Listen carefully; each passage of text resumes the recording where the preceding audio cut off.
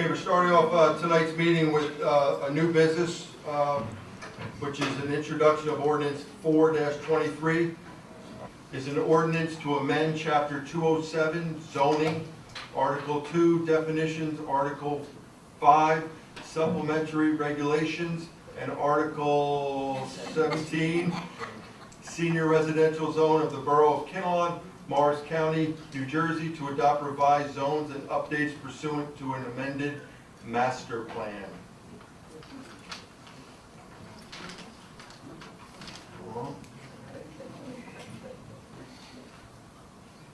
This is the introduction, correct, Karen? Yes. So this is a motion to introduce. So moved. I need a second. Second. Okay, I need a roll call for that, please. Councilman Yago. Yes. Councilman Harris. Yes. Councilman Maybe. Yes. Councilman Russo. Yes. Councilman Charles. Yes. And Councilman Sherrill. Yes. Okay, thank you. Whereas the above ordinance was introduced at this meeting held on March 16, 2023, and read by title and passed on first reading. Now therefore be resolved that at the regular meeting to be held on April 20th, 2023 at 7 p.m. prevailing time at the Kinnelon Municipal Building, this council will further consider for second reading and final passage the said ordinance. Be it further resolved that the borough clerk of this borough is hereby directed to publish proper notice thereof.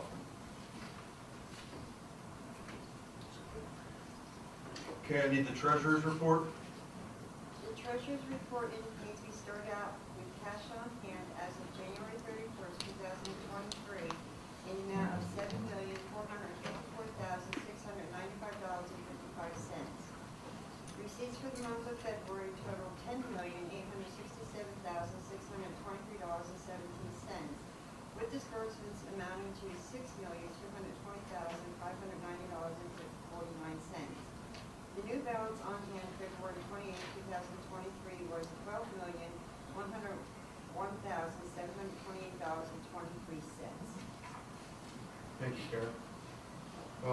Mayor's report, I really just have two things to talk about after I took everyone's time with the Super Bowl, but I want to talk to Councilman Maybe, who's on speaker. I think he's in, where, Costa Rica? Costa Rica. So thank you for joining us while you're on vacation.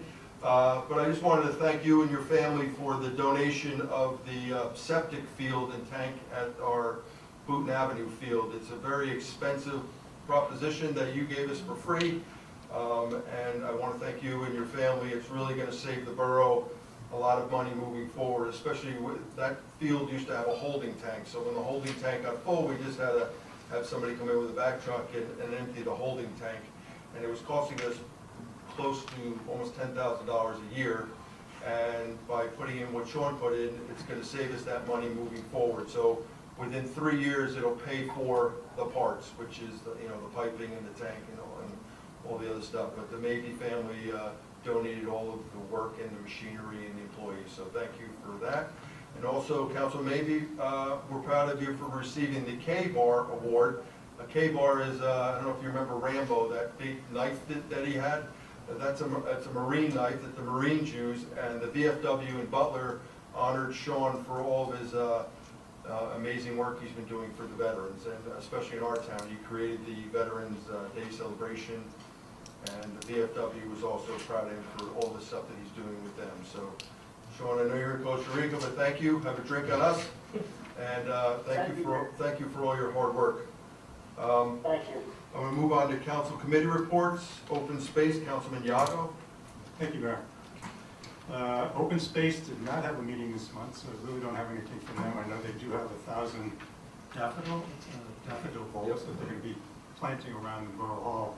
So unfortunately, they won't come up this spring, but next spring they will come up. Since I'm so light on anything, I wanted to just say that on an off note that we need to start planning now for our 2025 COA new round of obligation. Currently, we have no members on the planning board that have experience dealing with COA or the courts in relation to our affordable housing needs. This is why I implore you, Mayor, to reconsider and appoint Tammy Roselius back to the planning board. We have lost all our historic knowledge. I, after 42 years, and Tammy, after 27 years on the planning board, We're not reappointed due to our opposition to apartments in the borough. Tammy has been through 2 rounds of COA, the first being a builder's remedy lawsuit in which Kinnelon was forced to change its zoning, permitting high-density housing and forcing us to accept a court-ordered development. She was also the driving force helping to negotiate the agreement with the courts to grant Kinnelon immunity from builders' remedy lawsuits until 2025. We need her historical knowledge and expertise to negotiate a fair and equitable agreement with the state before a developer comes in and reaps huge benefits with a court-ordered development at the expense of Kinnelon taxpayers.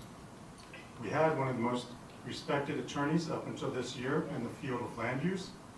He was the attorney for Kinnelon for 47 years and has a vast wealth of knowledge about this borough, unmatched by any attorney in the state. He was one of 3 counsels for New Jersey State League of Municipalities and has argued before the New Jersey State Supreme Court with respect to affordable housing in the state of New Jersey. This is the reason we need Tammy to be reinstated to the planning board. We cannot afford to be unprepared for our upcoming round of obligation to COA and become exposed to builders suing us for relief. Since I was never invited to meet with our attorney when the other members and 3 other members of the council were to interview him, I just have a question that I would have asked him if I had been given the opportunity to meet him before he was appointed or to even interview him. Mr. Giblin, have you gotten any immunity for any boroughs or towns that you work for?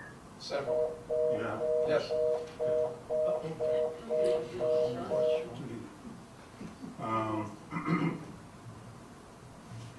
So I ask Mayor Frida, as well as 3 council members who support you, please put Kinnelon first, not developers first, and remove your nomination for planning board and replace it with Tammy Roselius.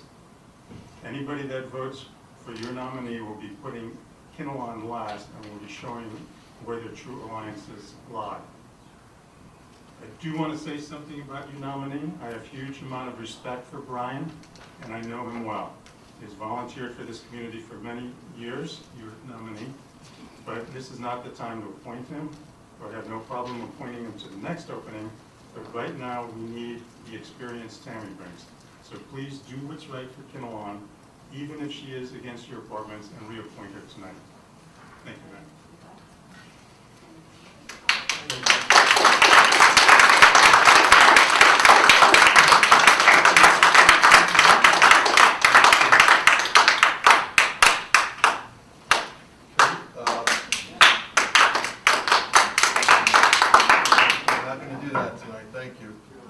All right, so personnel, Councilman Harris. Thank you, Mayor. We are one step closer to the finalization of the contract for our white-collar workers that work here in the borough. They're represented by the International Brotherhood of Electrical Workers, and we have been trading contract back and forth between the IBEW attorney and Ed Pasternak, our labor attorney. We received a latest draft, and it was looked over by our CFO and myself, and as there were no substantive changes, it was literally crossing I's and dotting T's, if you would. So it was returned to the to the opposing council for ratification by the membership, and then hopefully next month we will bring it to the mayor, have council review it, and then the mayor will be authorized to sign it so that we can move forward with the new structure and salaries for our IBEW workers. We're also going to be talking to some individuals that have been not properly compensated in the past. We're looking at what their compensation level is, what surrounding towns do for the same positions, and if it's possible, it works into our budget for the year, then we will hopefully be able to come to some agreement that's satisfactory to both the Kinnelon and to the individual. The DPW is again looking for qualified workers.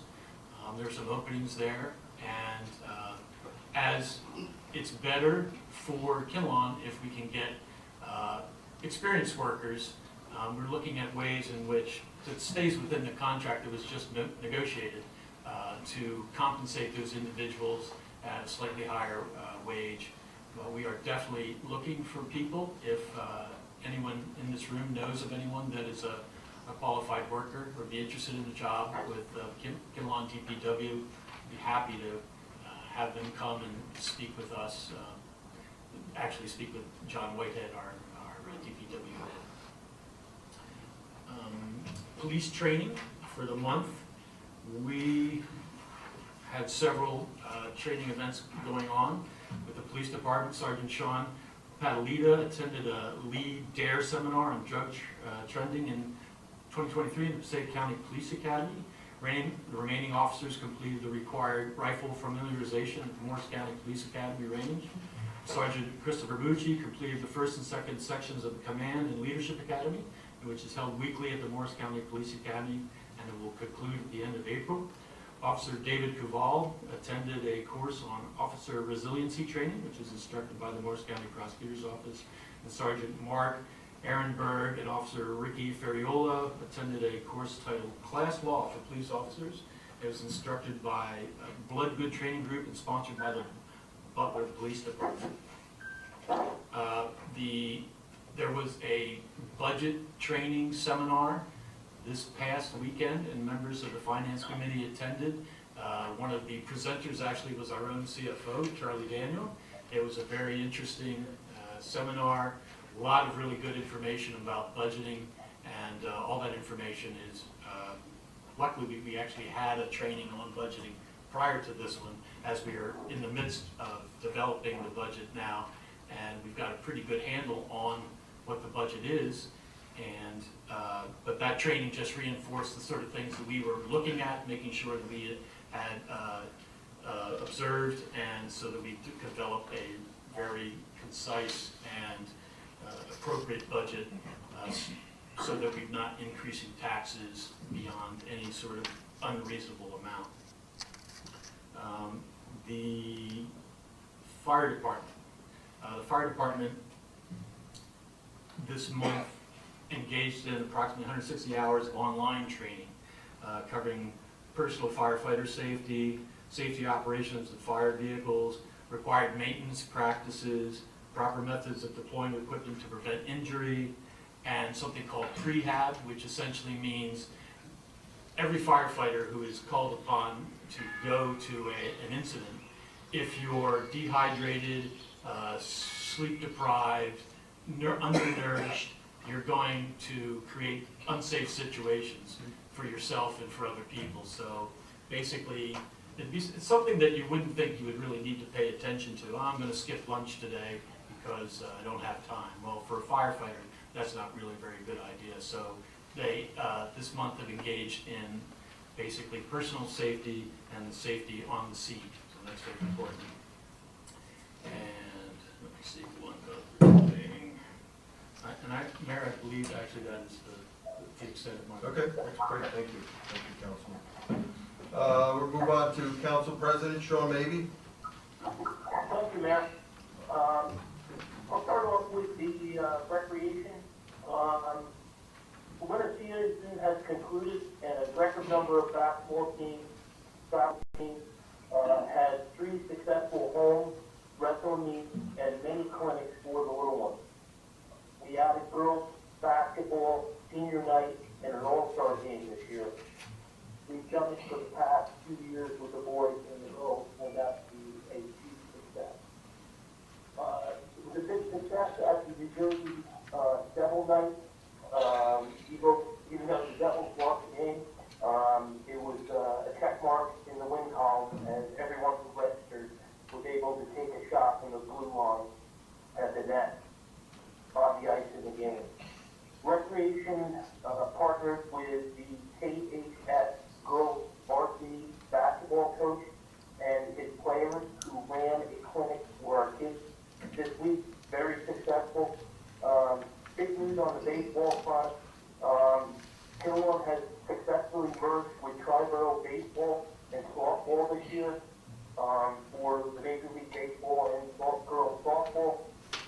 In addition, we have surpassed last year's numbers with all the levels on baseball and softball, as well as lacrosse clinics, and the boys and girls lacrosse league practices have already begun. Kinnelon will be holding an Easter egg hunt with the Hugs for Hayden Foundation on Saturday, April 1st at 11 a.m. at the KRC Field. We are connected with the CRM NHS Society, and they've offered to come out and volunteer at the event. There will be egg hunting, music, hot chocolate treats, and photos with the Easter Bunny. The Veterans Memorial Flag Program is close to filling up all its spots. Any current resident that is looking to get their flag for their loved one or family member in, please do, because we're just getting close to closing up the program. We've already received over $2,000 in sponsorships to help launch this veterans honoring with the memorial flag. Also, I need to give special shout out to Ellen Haid and Melanie Shepard. They have been such a huge help with organizing this and getting the information out there. It's just been, they've been great. Summer camp registration will be opening soon for July. Many exciting events are already planned for the kids this summer. I know we had a snowstorm earlier in the week. The guys did a bang-up job. No major issues over at the DPW. The guys have done a really good job all season with even the little bit of amount of snow we've had. They've been very frugal with the spreading of the salt, because obviously that's one of the most expensive components to the snow removal for the people. Lastly, I want to give a shout out to quite a few vendors that really stepped up with the septic system installation over at the Booth Avenue Field. They really did Kinnelon a solid and gave us great numbers on the materials for the project. Peerless Concrete, Phil Monaco, they're a class act company. They gave us great numbers for the product. Joe Hoffman from Hamburg Supply gave us great price on all the PVC and the pumps. Bill Hayden from North Church Sand and Gravel honored my pricing was what I pay, actually not $10 a ton off the price of the sand to match my numbers to give it to Kinnelon, which saves us a ton of money. Jonathan from Black Bear Electric with the electric work over there, you couldn't beat his price, and he did a great job. So I want to make a special thanks to all those vendors who really helped, bring the project in at a reasonable cost, and I'm quite certain when the numbers come in, we're going to be under budget on that. And thank you again, Mayor, and thank you for what you do. As always, like I always say, Kinnelon's lucky to have you, and that's it for me. Okay, thank you, Councilman. We'll move on to ordinance, library coordinating. Councilman Russo. Thank you, Mayor. You're welcome. In addition to the ordinance that we just introduced tonight, in the hopper, we have a few ordinances. One deals with the some language that we needed to clean up in our code book about our fire code official. We are considering an ordinance that deals with peace and good order, which allows the police to take action if there's excessive noise or disturbances and things of that nature. We're also working on a dog ordinance, which was worked on by our Kinnelon health officer, our animal control officer, members of our Board of Health, to revise some of the criteria that we have in our current ordinance to bring it up to code with the state. Okay, so I don't have my whole thing.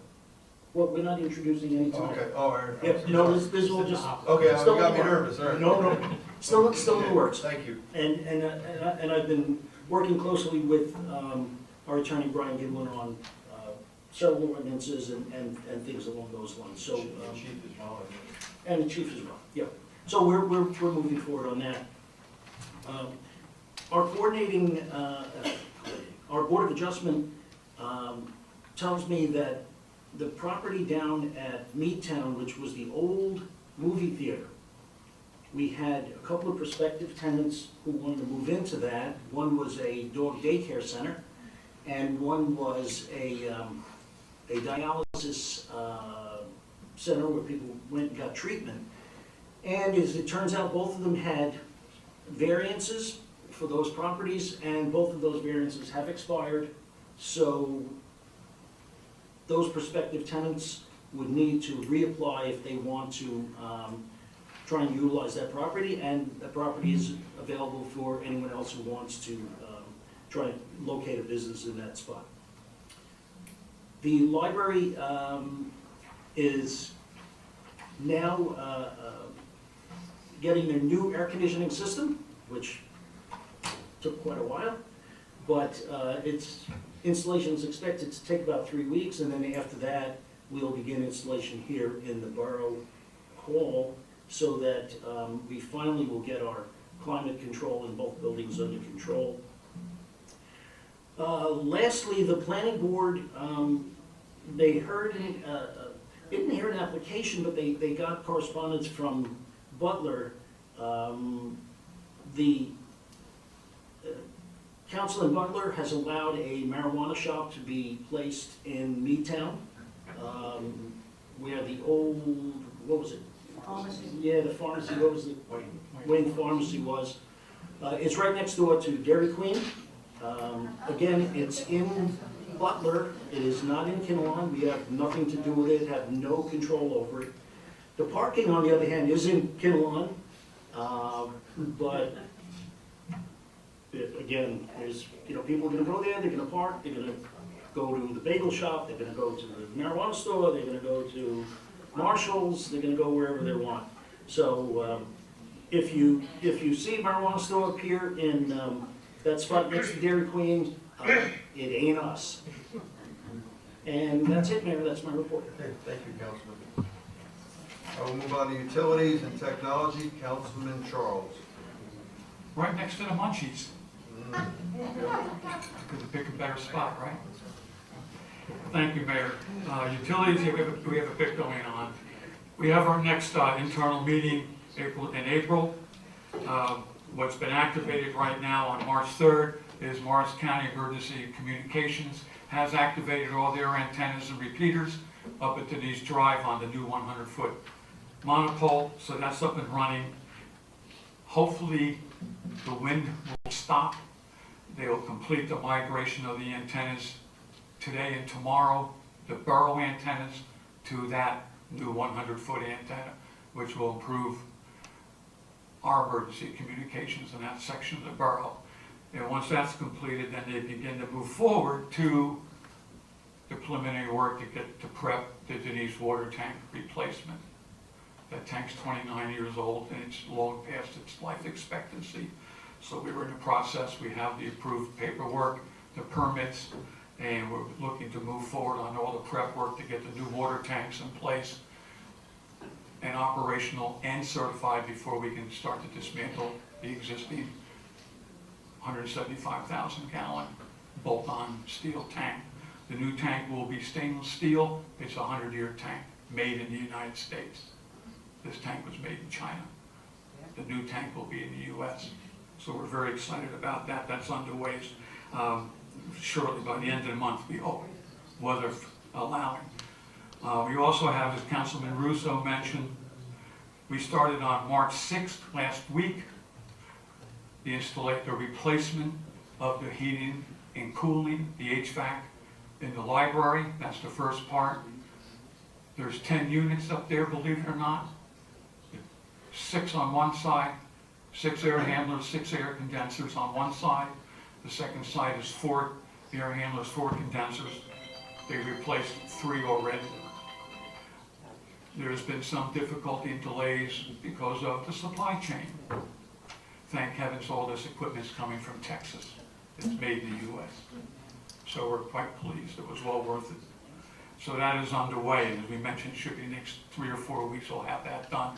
And then they'll begin to work upstairs here and replace this unit. These are the original units over 30 years old. They're long past their life expectancy.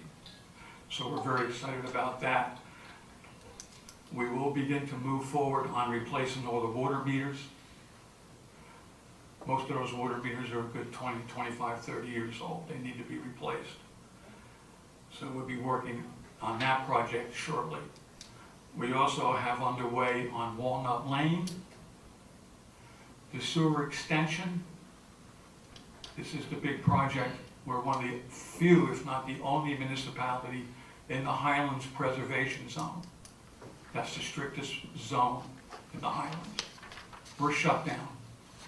We're the only municipality that received a waiver for those 10 acres over there because we're putting in an emergency shelter.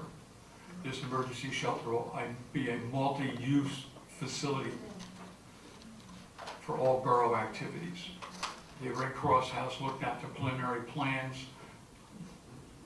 several years ago. They blessed it because there are no emergency shelters up this area. There are none. So that is moving. The extension has hit several very large boulders, no surprise. And they've had to be cracked. And they're now, as of yesterday, they're in Kinnelon. They've come up from Butler, and they're in Kinnelon now. And they're cracking some very, very large boulders. So hopefully, early next week, they'll be able to make the right turn into the woods and come into the back of the 10 acres with all the utilities. And that's the water, gas, and sewer coming up from Butler on Walnut Lane. On technology, yeah, we have quite a bit getting underway. We're going to be moving forward with the digitization of the Board of Health and all the remaining records. We have 100 years worth of borough records that we're going to digitize. They'll be put into cloud, as well as they'll be stored down at a separate outside facility, so we have a constant backup. But we have a full pod down on 23. It's filled to the brim. There's 100 years worth of really incredible documents down there. And they will be digitized, and they'll be stored, and we'll have them and they'll be accessible to Karen, to all our officials as they need them online. They won't have to go down there and get crushed by all the boxes trying to find it. We are also moving forward with replacing all the wiring in both buildings. That'll be starting up shortly with estimates. This is all the original wiring. We need to come into the 22nd century with the wiring in the borough. So we'll be starting that. That can qualify for the American Rescue Plan infrastructure money that we have. That will qualify. And that'll hopefully bring us up to code for quite a few more years. Working with that in parallel will be the phone systems. They're old. They need to be replaced. It's not good. That'll be the next step. And we're looking at several different options. There's Altice, there's Verizon, there's a couple of hybrids. We will be looking and evaluating that because that technology is changing so fast. And last but not least, underway right now is Microsoft informed that they are no longer supporting their Microsoft system, current system. The whole country's going through it.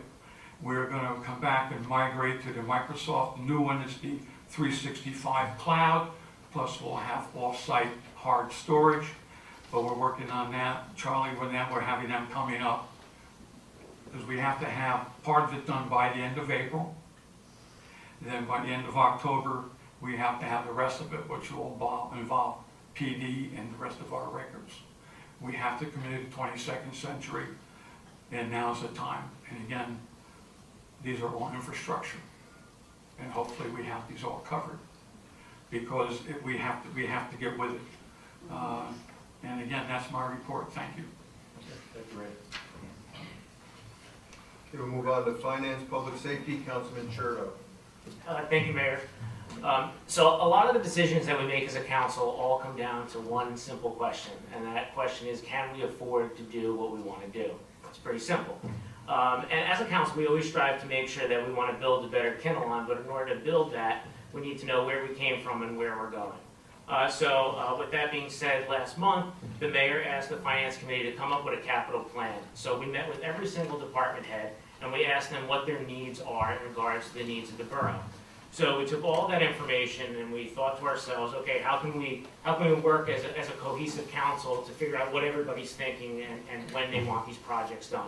So we came up with a capital survey. We distributed it through the entire governing body and asked the governing body to take a look at these capital projects from our department heads and try to rank them in regards to how you best feel they should be accomplished within what year and what funding.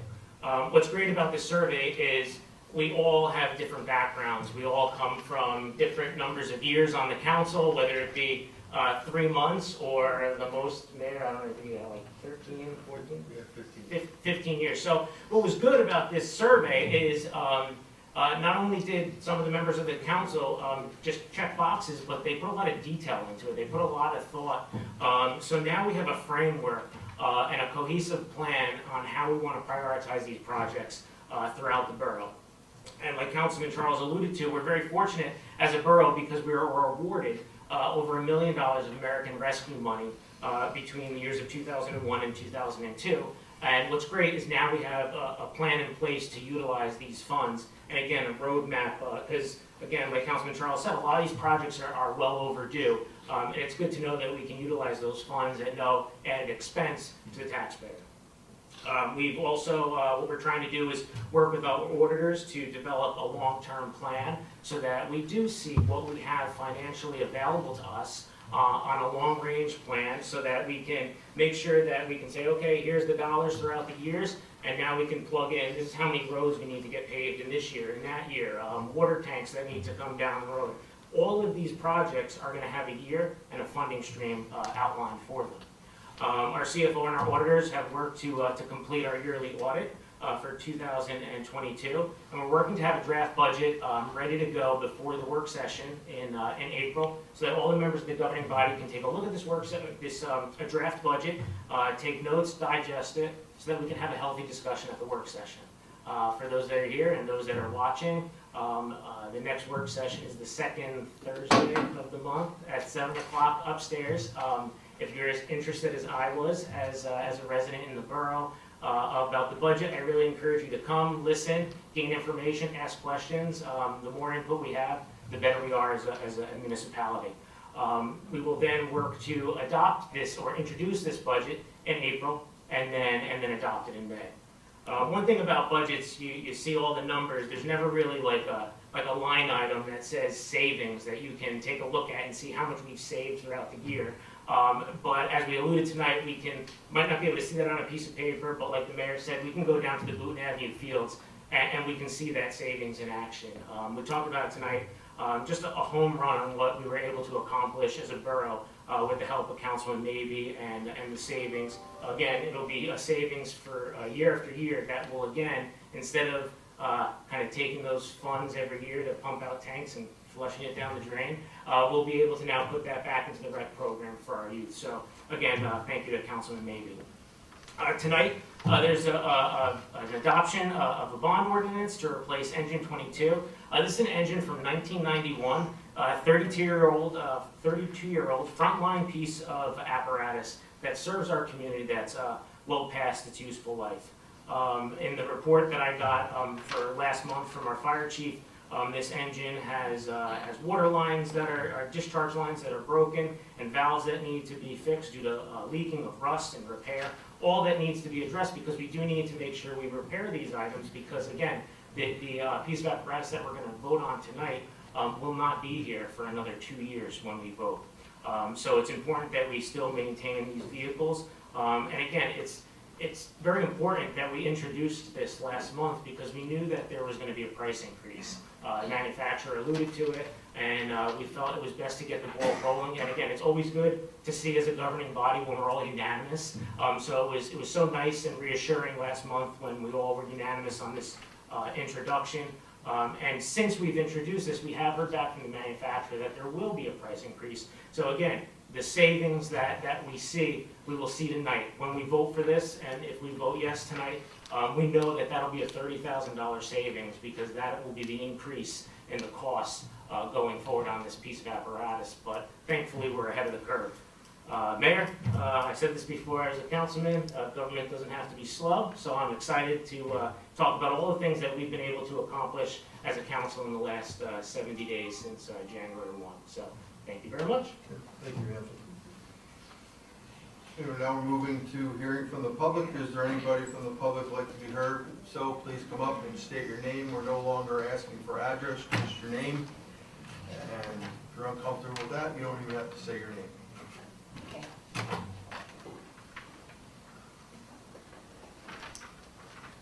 My name is Tammy Rosalius, and my husband and I, can you hear me? Everybody hear me? Yes. My husband and I moved into Kinnelon in 1986, and we raised 3 children, and they graduated from the Kinnelon Public School District. I was first appointed to Kinnelon Planning Board in January of 1995. I was not reappointed to the Planning Board this past January.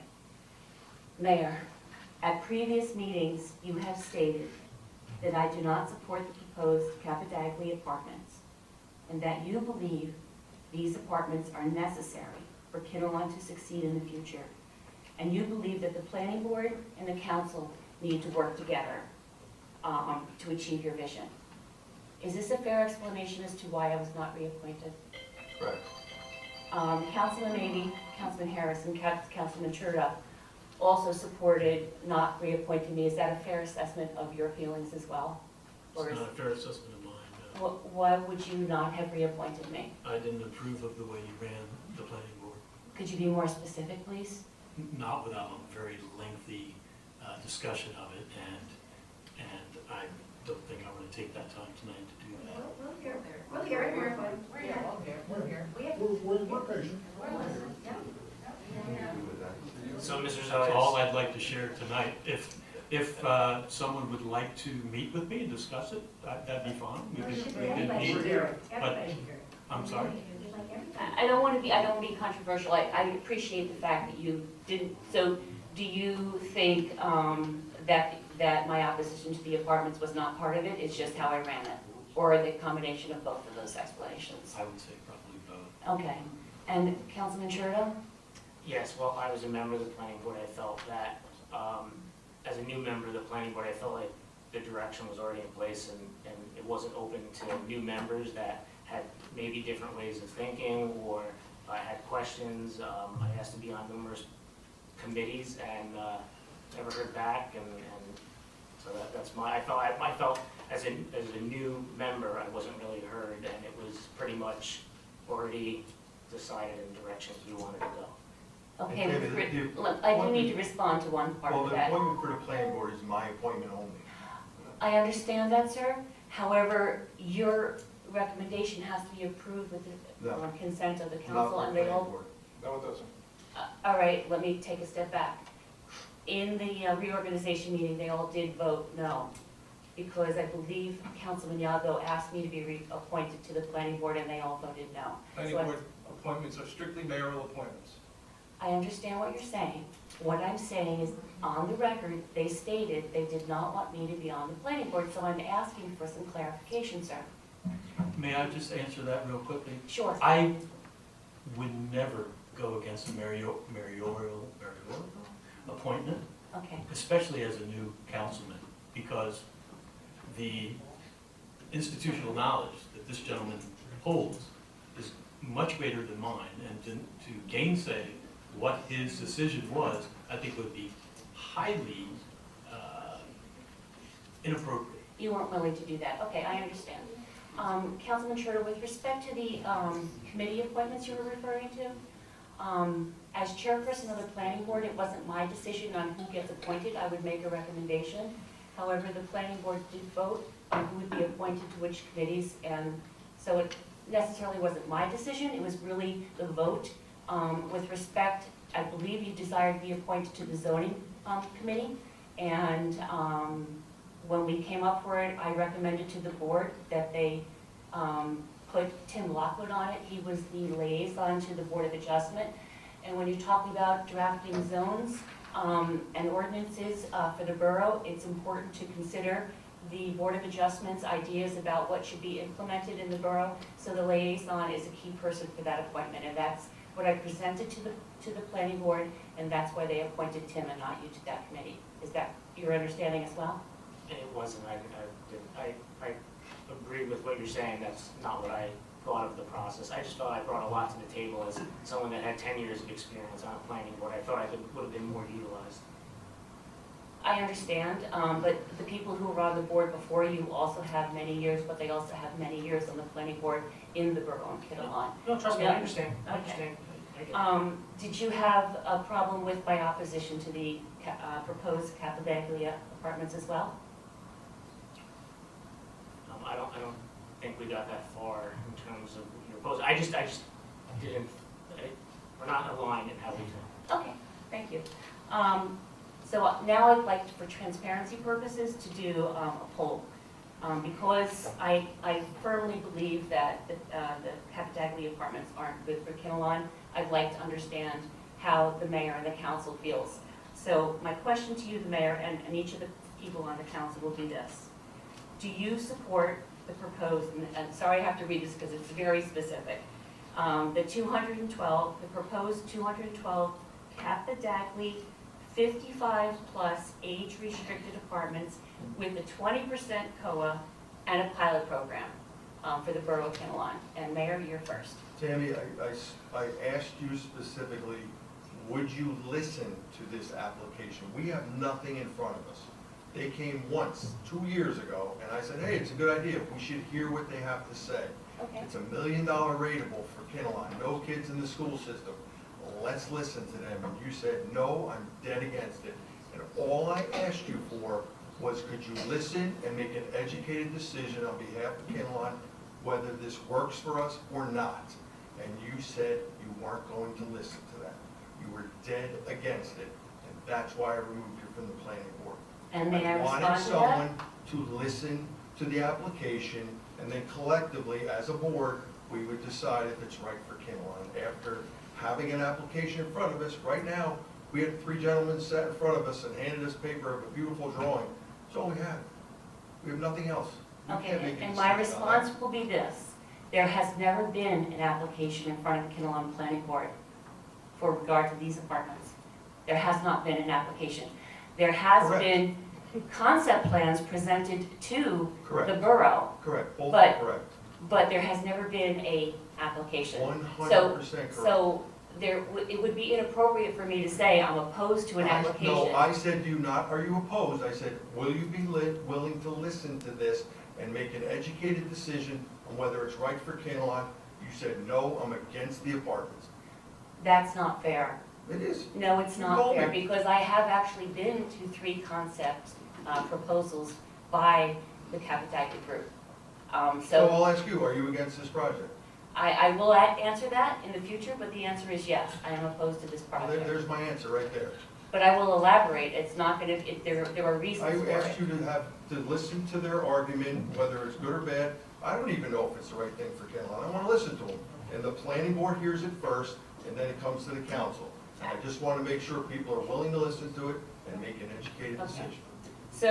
So my question to you again is, if there's 212 apartments that are age restricted, 55 plus, with a 20% COA, because that's obviously our current law. Our current law says anything 5 units or more requires a 20% set aside. And he had said he needs to have a pilot program. So if, just basic, would you support that? Do I believe in the pilot program? Yes. Do I know anything about his apartments and everything that I said we need to listen to and make an educated decision?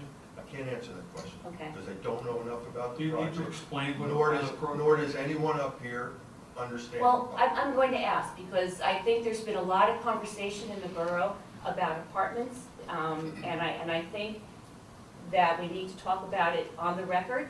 This is on Facebook, and I think the people out in the audience are gonna wanna hear this as well.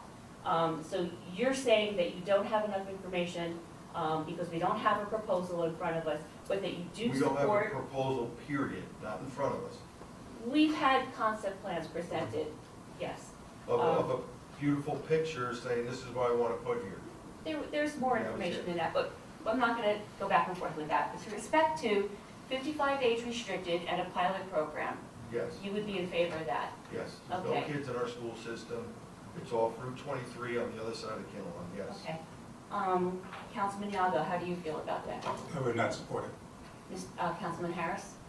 I don't have enough information, Tammy, to make Okay. a decision about this at all. This is the third month, the beginning and end of the third month that I've been on council.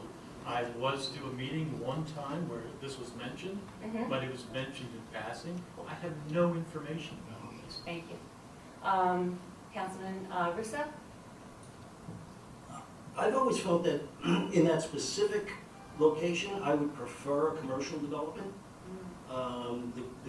The area is zoned commercial right now, and I think that that would be in the best interest of the borough. But other than that, I have no basis from which to say I would support or reject the proposal without actually seeing. But we saw some concept drawings and some ideas thrown around. You're uncomfortable with. How about you, Councilman Charles? We don't have any commercial property left in town. We got one lot left. By Lead Mine Hill Road, one lot. This would be a rezoning from commercial to residential, high-density residential. Do we want to give that up? I don't think so. It's the last lot we have. No, we need to keep it commercial. I have seen the concept plans. I don't quite agree with you, Jim. We've seen the concept plans. There's 212 units. They've been in here. They've talked to us. 20%, 25% will be low income. 20% is going to be low income. We already have a situation down at Kinnelon Mall. This would be 212 more units on top of what we have down at Kinnelon Ridge. What's that, 265? Kinnelon Ridge is 210. 210 units down at Kinnelon Ridge. Our senior housing is at Kinnelon Heights. Those are condominiums and townhouses. They're purchased. They pay taxes. And they don't have kids in the school. The apartments are going to become open market, just like Kinnelon Ridge. And you're going to argue with me. Fairfield's going through it. Parsippany just got creamed. Again. Riverville's having a difficult time because now they found out that they've got apartments going in by the river or by the armory, where those buildings are. They're not thrilled right now. Apartments do not generate tax revenue. The owner pays $804,000 a year, Jim, down there at Kinnelon Ridge. There are 87 kids in the school system. What's the tuition per child in Kinnelon? Do you support these condos? No, I'm or these against it. apartments? I'm against it. You're opposed to it? And your reason is going from commercial to residential? That's the main reason. It's our last lot we have commercial. Why do we want to change it? Councilman Sherrill, how do you feel? I agree with Councilman Harris. I don't have too much information. And the reason why I voted against the master plan was because we did take 12 acres of commercial property and make it residential. And whether it's undeveloped or not, we changed a lot of property in this borough from commercial to residential. I'm sure you got a good folder. I do. Okay, so in response to this, so this is a map of the lot we were talking about. This is Route 23. This up here is Route 23. This is Cakeout Road. This is Banta. And this little green here is the parking lot for Meadtown Theater. This big blue spot in the middle, This is New Jersey DEP delineated wetlands. So this lot, this blue spot, the NJDEP says you can't build on it. Okay. Add the fact that it's in Highlands Preservation, and on our last round in COA, we end up going with the Fair Share Housing people and our planner and said, how many realistic developable units are you gonna get out of this lot? And the answer was 0. So this lot cannot be developed. This is all wetlands. So And why- that's why not why- keep- Why not keep it commercial then? And that's why, because it's, Why change it? If it can't be developed, why not keep it commercial? Why move it to residential? that's a good question, and the answer is this.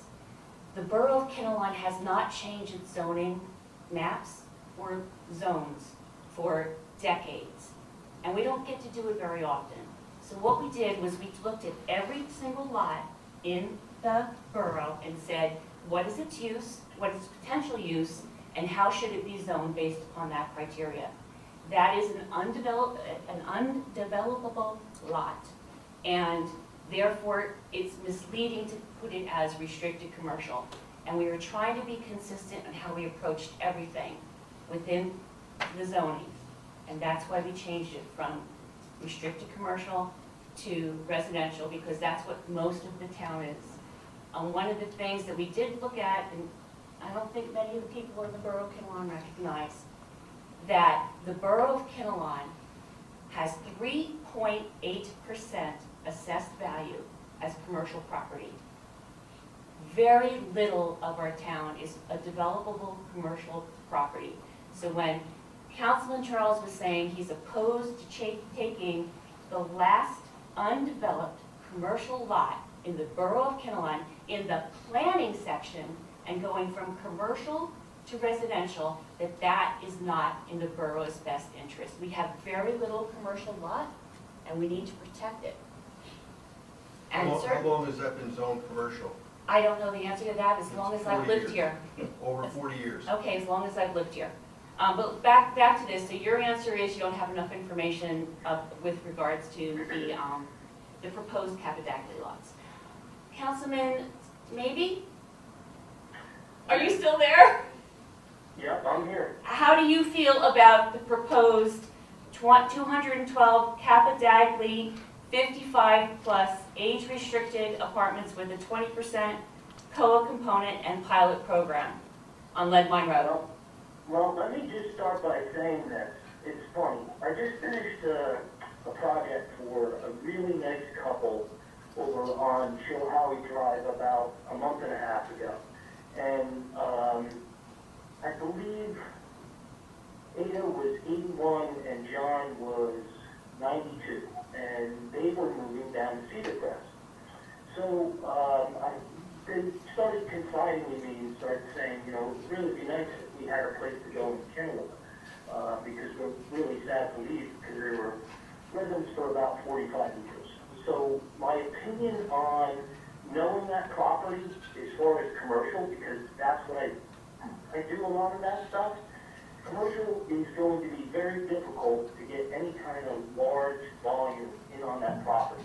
It's not structured that way. You have issues with the DOT on the highway. You have problems with Lead Mine Road, and that's that. Now, as far as what's ever been proposed, I was only ever in one meeting where they came and sat and presented to us and talked about what they want to do. My feeling is you listen, you look at it, and you find out, is it good? Yes. Or is it not good for Kinnelon? But you have the conversation. If you don't have a conversation, I don't know how you choose to stop. And that thing about not paying taxes, of course they're going to pay taxes. 55 years or older, that's a whole different ballgame. And I'll tell you from my opinion, I'd rather have my COA obligation off the Kinnelon Mall, which was overlaid in, I think, July of 2018 with our COA.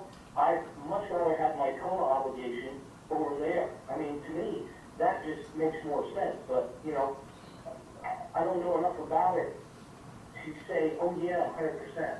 I'd love to have the conversation. That way you can make an educated decision. Is this right for Kinnelon? Because that's really what this all comes down to. Is it right? Yes. Is it no, okay. But if we're not gonna have the conversation, we're gonna just sit around and vote around town and scare everybody and tell lies, well, by all means, go ahead, but the truth always out. So that's my long and short answer. Okay, thank you so much for that. So the next question related to the apartments is this. Would you support the 212 proposed 212 Capadagli apartments if there was no age restriction? So say it would just be regular apartments with 20% COA and a pilot program. Mayor, would you support that if there was no age restriction? My answer would be no, but again, I don't have any information on it. Okay. This is, I just want to, there's been so much going on in the social media, I want to have it out. I Okay, answered social media. We have not met with Capadaga with a formal proposal. He might not even be the builder, we don't know. okay. You know, No. so this Councilman became Yago? a plan to No. add more stuff together, so you can use it against me in the future. No, I'm trying to be transparent, Mayor, please, please. Councilman Harris? Just don't, I mean, it's- Fortunately, Tammy, my answer is going to be the same, Not enough information? not enough Okay, information. that's, But I would just like to That's fair. also make a correction to something that was said before, like Councilman Maybe did, is that taxes are paid by developments of, apartments. It's not paid by the, well, actually, that's. The borough receives policy. tax May I funds. finish what I'm saying? That the taxes are paid by the individuals in the apartments, but they're paid to the owner of the apartment building, and then that apartment building owner has to pay them to the town. So taxes are paid, and it's a huge fallacy to say that they don't pay taxes. No one can live in town without paying taxes. the borough does receive tax revenue, you're absolutely right. Thank you. Councilman Russo, would you support these apartments if they did not have an age restriction on them? Again, it's really tough to say. I mean, without seeing the specific proposal, and if we had a specific proposal, I wouldn't rely on the developer to give us the accurate and true information. What I would propose would be to have an outside entity analyze what the developer is giving us. They're gonna give us a whole laundry list of reasons why this is good, because they want to do the development. And I think we need to evaluate that. I don't think we should take anybody's word at face value, and I would call in some outside expertise to make a determination whether it's good enough for the borough. Again, my preference would be to have a commercial development there. Whether that's feasible or not, I don't know. So I would have to, I think, wait and see what the situation is and make a determination from opinions that I trust and value, without relying on the developer or emotions or anything else. Okay, thank you. And Councilman Charles? The same. Okay, We need commercial. If we get commercial, we should go for it. Why give up our last piece? And the answer is yes. Kinnelon Ridge pays $803,000 a year. The owner, the developer of it, out in Minnesota, he owns it. He pays $803,000, Jim. There's 87 students in the school system. That's $25,000 a student tuition. 87 times 25 is around $1.8 million, just doing top of my head. He's paying $800, we're paying the difference, the taxpayers for those students. There's a big issue involved. It's a major hit on the taxpayers, the residents, the homeowners of Kinnelon. Leave it to open market? No, because open market becomes a whole new set of problems we don't have time to discuss tonight. That has to be a separate issue with the experts, because the New Jersey courts run this now. Yep. The Jersey courts, it's not the Council of Affordable Housing anymore. It's the courts of New Jersey. They are making mandates. Love them or hate them, they're doing it. How do we manage it? And that's what Jim is saying. I think we're all in agreement. How do we manage it? That's going to be the tough one. Councilman Churdo? I don't have enough information, but what on the agenda made you come out tonight to talk about this? I'll get to Because that. I I'll get to know that it was on Facebook. I had a lot of people reach out to me. No, And I will get to didn't that. see anything on the agenda, so I'm. This is it's- public portion. Yeah, no, I was just curious, so you put out the notice to have people come tonight? I didn't reach No, out to. yeah, I'm just curious how people knew that. Hang on a second, I did not post anything or talk to anybody about getting people here. I was pleased to see all the people here today. I'm so excited to see all the kids and all the public coming out. This is wonderful. I agree. And it's great that it's on Facebook. Yeah.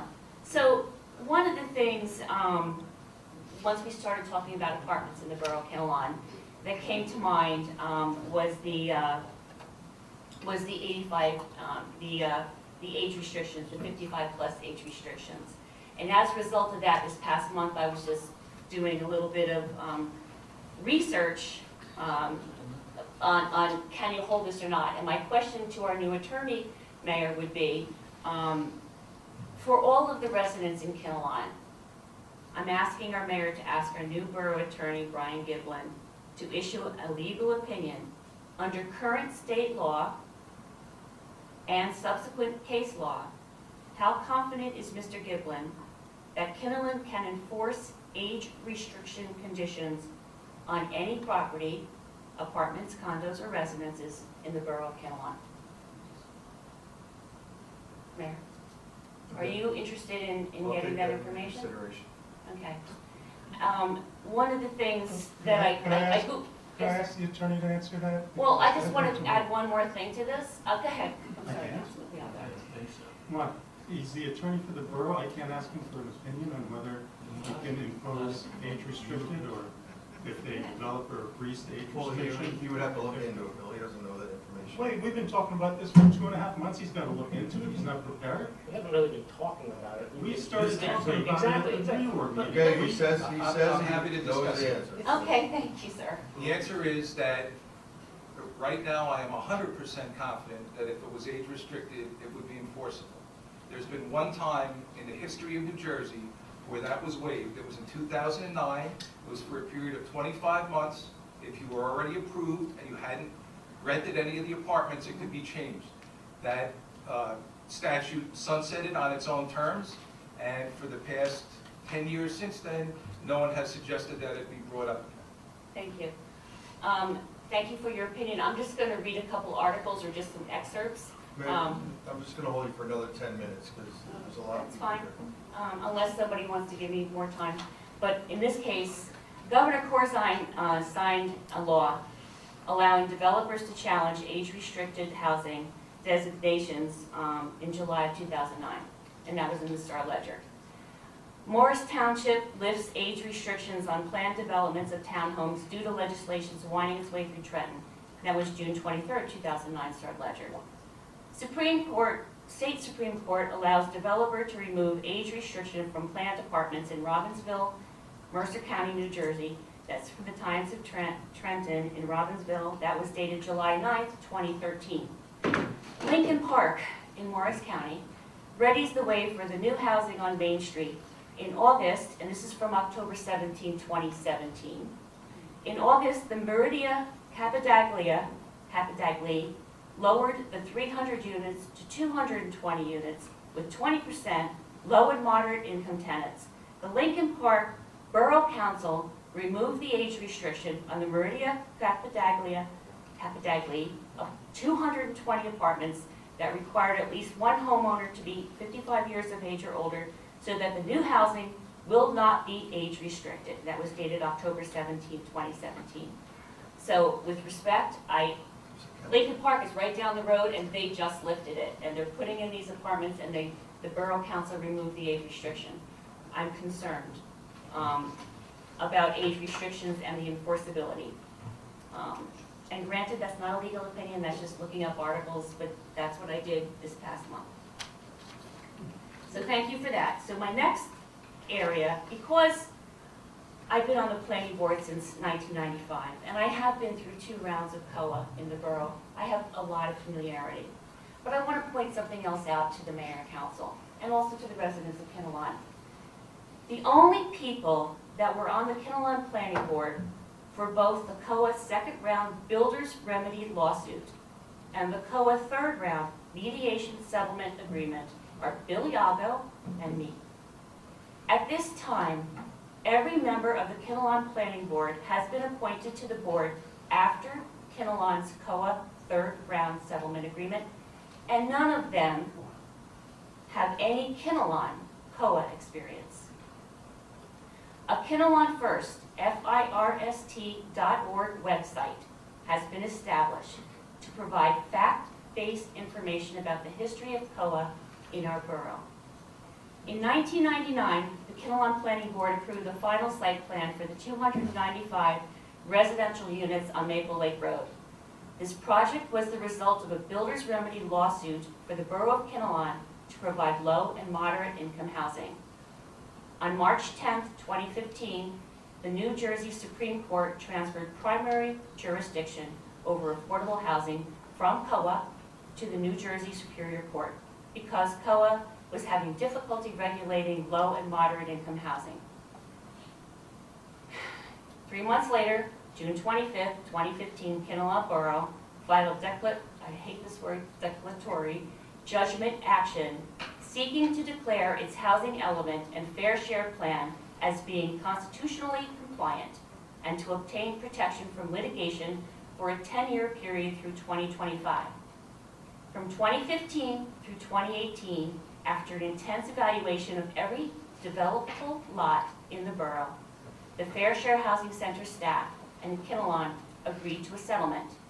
On March 9, 2018, the court issued Kinnelon's judgment of compliance and repose to protect Kinnelon from builders' remedies lawsuits from July 1, 2015 to July 1, 2025. Kinnelon agreed to adopt 3 ordinances. Adopt an accessory apartment ordinance. The borough agreed to establish a mandatory set-aside requirement of 20% affordable housing units for new multifamily residential and development of 5 or more units.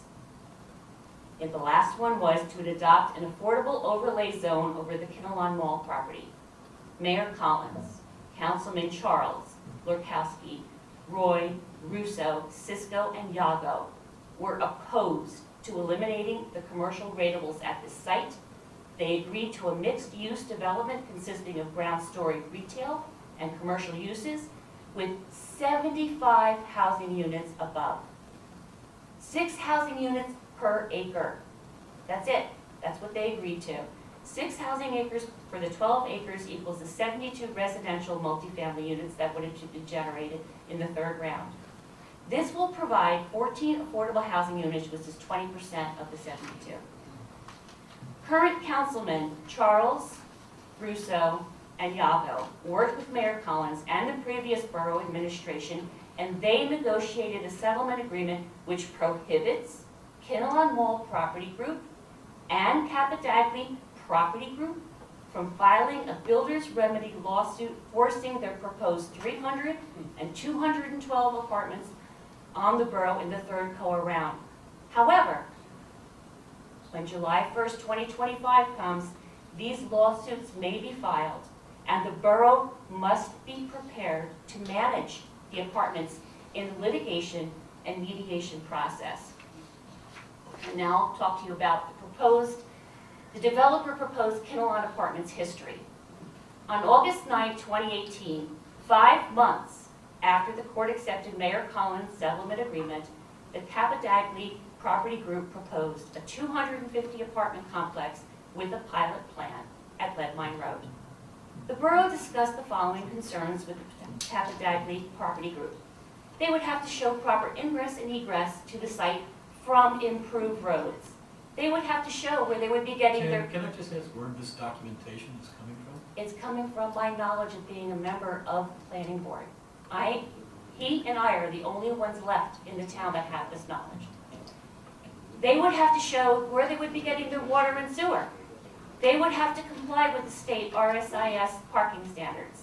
Their complex would have to meet current zone height restrictions, and we told them the biggest hurdle they would have to overcome would be convincing the borough that it is in the borough's best interest to change the last undeveloped commercial rateable located in the Highlands planning section from commercial to residential use. And that's where I referred to it earlier, only 3.8% of our borough, and that's based upon January 2023 assessments, is assessed at commercial property. So that was August 9, 2018. April 11th, 2019, 8 months after the initial apartment concept plan, the Capadagli Property Group returned to Kinnelon with a 212 apartment Meridia Hilltop Senior Village pilot plan at Leadmine Road. And then on August 9th, 2019, the Capadagli Property Group presented their Senior Village 212 apartment pilot plan to the Borough Council workshop. As a result of the presentation, the Borough Council directed the Planning Board to determine if the site qualifies for redevelopment under state statute. The Planning Board did their review, their study, and it was designated as an area in need of redevelopment in March of 2021. A few months later, December 12th, 2019, the Kinnelon Mall Development Group approached the Mayor and Council with a mixed-use development plan of commercial use and 300 apartments. The borough did not favorably receive this proposal, and the developer said, "I'll be back in 2025 when our next COA round begins." Tammy, is that a recordable meeting? That should have been, you'll have to check with the borough clerk on that. Well, what was it, a work session? It was the August 9, 2019 workshop. With the Kinnelon Mall guy? Yes.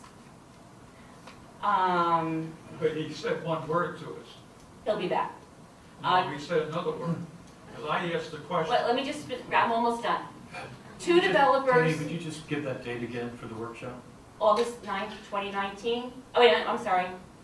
I'm wrong. Oh wait, we're talking about Capadagli or we're talking about Kinnelon We're Mall? talking about the Kinnelon Mall guy. I just want to make sure all I don't think that one was a workshop. Yeah, so that's why I want to make sure this isn't No, like an that was not a interpretation and this workshop. is actual stuff that I can look up.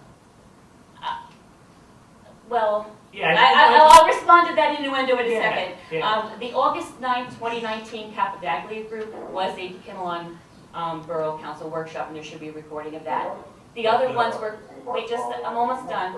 I'm almost done. So the couple other things, there's two developers, Tammy. two what's Kinnelon the- apartment projects. I just At need this- information, where did this conversation with the Kinnelon Mall people take place? Is it recorded so that we can look this up, so we? Okay, just a second. I want to wrap this up and then I'll circle back to all your questions. Two developers, two Kinnelon apartment projects. At this time, there are two developers proposing two Kinnelon apartment developments. They are the Capadaglia Property Group would like 212 apartments at Leadmine Road. Kinnelon Mall Property Group wants 300 apartments at Kin Mall. Currently, the borough has 210 apartments at Kinnelon Ridge. If all the Kinnelon apartment projects are approved by the Borough Council and the court, Kinnelon will have 722 apartments. And please look at kinnelonfirst.org website for more facts about POA and the proposed apartments in Kinnelon. Councilman Harris, I'd be happy to entertain your questions. I just asked you the question, what's the date of this meeting? And Which one? Which meeting? The one where you alleged that this individual stated that they would be back in 2025 to. Okay, that was December 12th, 2019. And I can come back in April and I will tell you exactly where the meeting was held and who was there. So it wasn't a council meeting, No, that was a concept plan to, planning board meeting? no, that was to the mayor. That was to the mayor. Well, I was there, Jim was there. I don't know, I don't want So to, this was a it was a concept plan. non-borough No. event? No, no. Okay. Mayor, maybe you could, it was a properly authorized event. Yes. Yes. We don't I meet don't know. behind, we don't meet behind closed doors in here. No, just, No, we don't. well, we've gone. Was there a court, there was no recording of the? It was a concept plan proposal, and when I come back in April, I will give you a listing of where it was held and who was at the meeting. I don't have that information at my fingertips right now. And I asked them two things. And I asked them two things. Would you put condominiums or townhouses in? And what did he say? No. And what was the next question? I'm going to sue you. I don't know if he said soon, he said, I'll be back. He said he'll be back for our next round, when we will be vulnerable. Anybody else have questions related to this? No? I don't have a question for you. I do have a question for Councilman Harris. You said that you didn't vote for Tammy for the planning board because you didn't agree with her or you didn't like the way she ran the planning board? I think I've answered the question, Councilman. Well, no, that's fine. You don't have to answer it again. Everybody heard it. I'd like to know how many meetings you attended because I was on the planning board. I don't remember seeing you then. All right, we're not playing this game. Let's go. All right, Tammy, Thank anything you. else? May I just say something? Councilman, I don't attack you at meetings. Please don't attack me. No, I just. We need to work together. One of the things that Tammy actually said. Tammy, you're done? Thank you very much. Thank you for your time. Thank you, Tammy.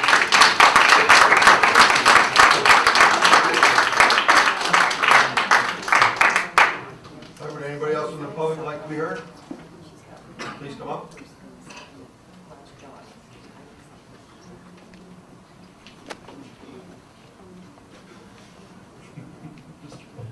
Chris. Christopher Kellner. I only have a couple of stupid questions, but no question is stupid. I would imagine there's got to be some sort of rule that says you have to have X amount of low-income housing. Correct. Do we have that now? We currently met our need till 2025. Okay, and then at 2025, what happens then? We don't have our number yet, but the state government comes up with a number of how many affordable houses we have to have. So another 4% or another, Could be, I don't know. whatever it is, Correct, right? yes. And then is it the same thing with people over 55? Is that they do that also, or is that just? You could have over 55, and then you would have affordable housing for people that are over 55, yes. But is that a separate category? is No. what I'm asking. So it's just, whatever it is, there has to be Yes. X amount of low-income housing. Correct, And we have that now. correct. And so, the only thing that I would like to say is, when do they tell you what that number is? And there's no sense going with the possibility, it sounds like, of 500 apartments if you only need 27. Well, the affordable housing is only 20% of the development. So if you have 100 units, that's 20 units of low income. Okay. And I don't want to get hung up on this low income thing because it's really not about low income or trying to keep low income out. It's whether apartments are good for Kinnelon and whether it has a detrimental effect to the tax base. Sort It of. doesn't matter if it's low income, high income. No, but in other words, there's no sense allowing a lot of high income if you have to have low income when you're done. Correct? I'm not getting I'm that. not sure. What you- But in other words, you don't have to have any more property rented or owned in Kinnelon at all. Right now. Except by law, you have to have X amount of low-income property, and that's all over the country. Right now, the Borough of Kinnelon has met its obligation under what's called the current round Right. of co-obligation. So until 2025, we don't have to. Do anything. We don't have to do anything. Right. However, there's also an ordinance in effect in virtually every town in New Jersey that if you're building 5 or more residential units, 20% of them have to be set aside for low and moderate income. So if anybody comes in and builds them anywhere, they have to set aside 20% as low and moderate. Okay, so why would you But build other than any? that, there's no obligation for the borough to have anything built. Then why would you build any?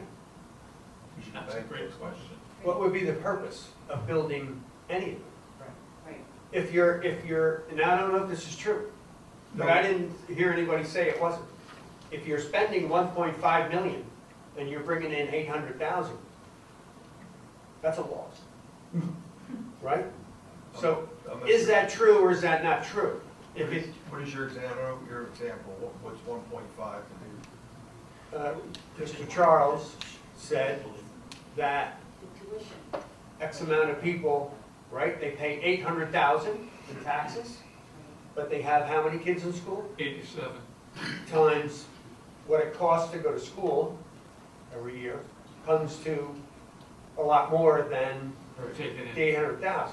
Correct. So my question would be, and I'm from And if those Kinnelon, families have children, I'm from they can Kinnelon, put it into the school system, but if they don't have children and they don't put them in the school system, then you're not having that cost right, problem. right? So this is what I'm saying. It seems to me like, first of all, it would be a no-brainer if you can't say that that has to be 55 and older, then I wouldn't even look at it. Well, doing nothing is I not mean, an who option. cares? Because it sounds like we're gonna lose $800,000 a year. Doing nothing is not an option. Doing nothing is not an option. Well, that's my question. It is not an option. Well, hold on. You could, Go ahead. You'll have in to vote 2025, the state.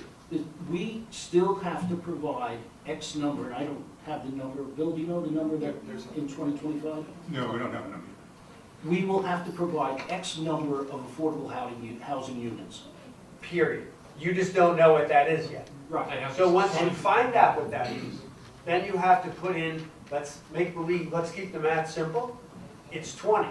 That means you gotta put in 100 units No, to get 20? Chris, I think, Yeah, but Or you do an overlay zone like they did at Kinnelon Mall. but what's gonna happen in 2025 is a builder's gonna come in Right. and say, here's a piece of property, I can put in, let's use a round number, 200 apartments there. Right. And we could say no, and they could go to court, and the court could say yes. So doing nothing is not an option. so Chris, I think what you're asking is, are we gonna be obligated to put in these units? Is the court gonna say, okay, let's say, they say your obligation is, at one point, I think it was 295. So say they come into us and say, okay, we're gonna assign you 100 low-income houses that you have to put in. We're not obligated to put it in.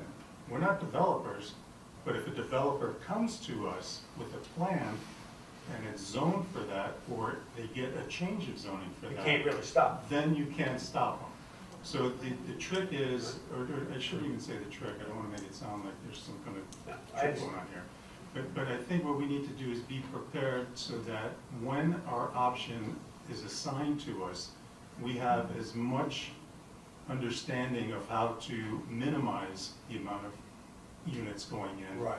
Because of the damage it does to our taxpayers. That's why you're hoping the 55 and older, this way there aren't many kids in the school system. Mixed with the low-income housing, it's a win-win. Correct? It's a win-win if you can keep it 55, Right. but I'm not convinced you can keep it 55, because there are cases where the developer will say he has a hardship. They all have hardship. Yeah, they do. And come back and say, I need market. Does anybody know what the low-income price or rent of a home is? Because each one, it's different per area. I think the way it works, and I'm not Right. sure, In other words, low-income housing in Iowa is not low-income housing in New York City. I can tell you that because I'm a contractor in New York City. Right? Does anybody know what that I number think is? it's a formula.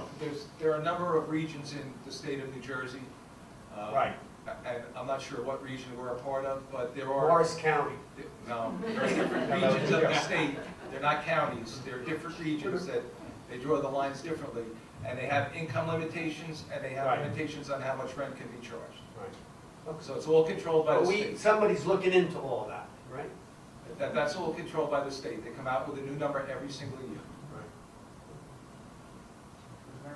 Okay, that's my questions. Thank you. Thank you.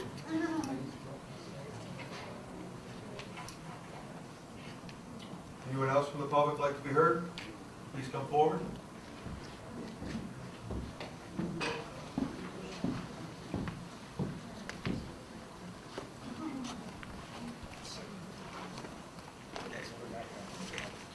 Good evening, my name is Kathleen Serrato, and Could you pull one the of the mic a little questions, closer? one of the questions was, why would so many people turn out? Like, did something come on the Facebook or what? And I think what happened is because looking at the Facebook meeting and these proposals and people getting taken off planning boards and changing of attorneys, puts a sign up of like, what's going on? Like, why are we making all these changes? And are we making like a plan that we don't know about? Like, why would you take people with so much experience off boards and change our attorney? So, you know, I've always had full faith in our council and the mayor, and it, to me, it just gave me like, why would this be happening to our town? Well, like I told you, Kathy, I just wanted someone, as Tammy quoted, the builder has to prove that it's in the borough's best interest. And that's all I'm looking to hear. If it works for Kinnelon, it'll happen. If it doesn't work for Kinnelon, it's not going to happen. Yeah, because what's best for our town? Stop and Shop property, I do not want apartments there. I spoke to him about it. He's not happy about it. You know, he wants apartments. This council approved, not this council, some council approved an overlay over that property. That's gonna be a problem in 2025. Right, and I understand all that, but I was thinking like, how would we best be prepared if we don't have people that like have such knowledge, deep understanding of Well, I think our attorney has that knowledge. Oh. Both Well, we're attorneys, gonna have to trust and, especially on our planning board as well, another person that has experience. I'd just like to say that it was a previous council that did the overlay zone. If that overlay zone wasn't done and the agreement wasn't reached with the state of New Jersey, you would have apartments there right now. So we were able to buy some time to 2025, and now it's time to start planning for 2025 and move forward with that. well, that was my question. Did we answer it for you? I hope we answered your question. Kind of. Well, no, really. Well, I just hope that it's all in the best interest of our. Well, that's the whole issue. Yeah, We're charged with best, most of us with best issue. The builders coming in, they're not looking out for our interests. Right. no. I think everybody better understand that. They're not coming here because we have 44% of our borough protected in beautiful Right. parks and what we've accomplished over all these years. They want, he came in, he said it right to the mayor, right to our faces. I'll see you in 2025. Well, let's hope. He wants okay. 300 units. Well, now we. 3 have time to buildings with prepare 100 for it. units each at the back of the parking lot. Yeah, That's a problem. well, we're interested more in Kinnelon than the developers. So, But I think everybody needs to understand that. There's two issues. We avoided the last 10 years of having apartments going in because we were able to get them down to, what is it, 70, 72 units. And keep the wrapper, and keep Kinnelon Mall as a rateable. You own Kinnelon Hall. What would you do?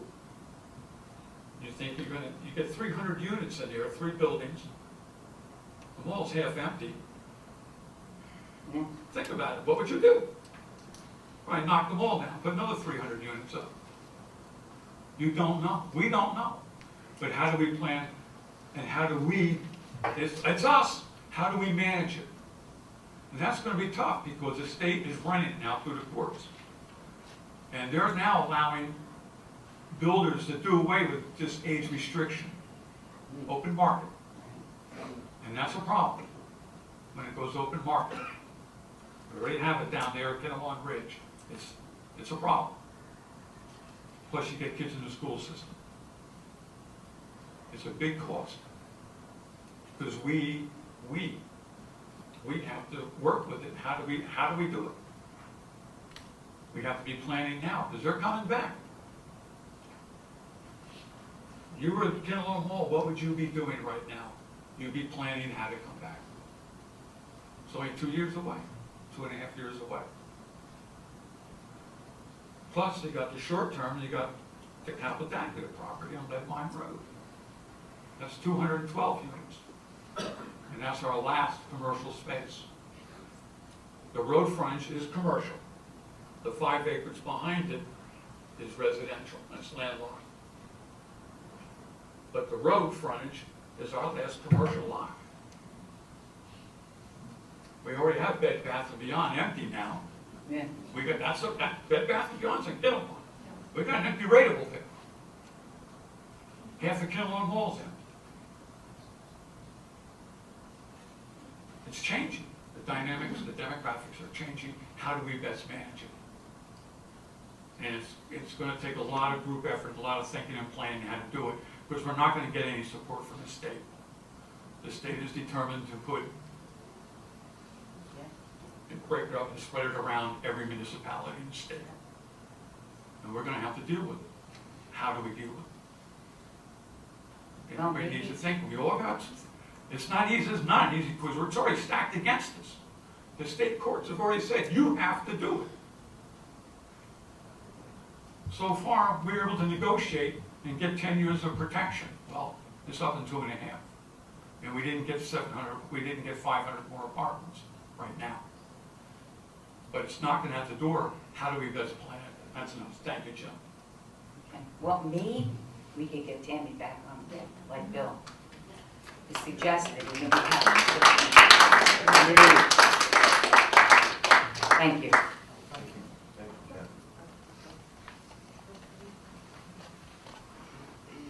Okay, anyone else in the public?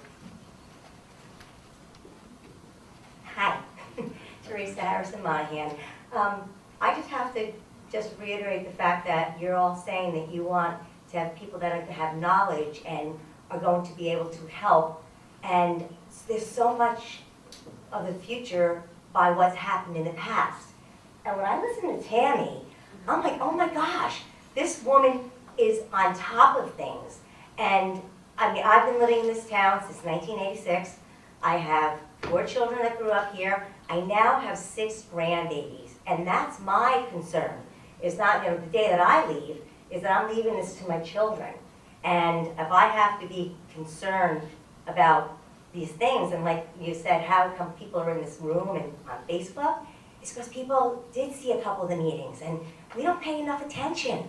So it's about time that us old folks start to sit back and start to tell people, come in, listen, make your own decisions, but at least, you know, be there and be part of it. So I can't even imagine why you would ever get rid of Tammy. It scares me, because the amount of time that you're going to have the new people come in to learn what this woman, you ask, okay, where was that documented? Where was that documented? She was there. It's sort of like in the Bible. There was no one taking a video of it, but it was passed on facts from one generation to the next. She's been around. She's got it. She was there, as far as I'm understanding. And Billy Gaga, I mean, yes, he's a friend, I'll say it, but the most honest Injun I've ever met. Jim, I love you. You know that. I've known you forever. But I was one of your first caterings. But, I mean, these are reputable, quality people. And I hope that you reconsider. And that's what I have to say.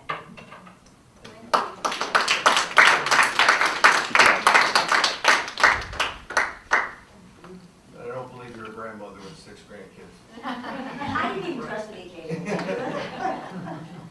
Sure. Thank you.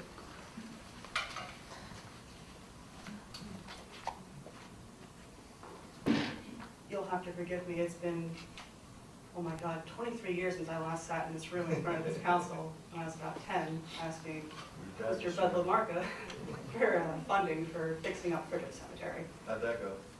I got $50, All right. which I think sufficed for all the gas for the leaf blowing. Bud LaMarca, that's, you nailed it. Oh yes, I did.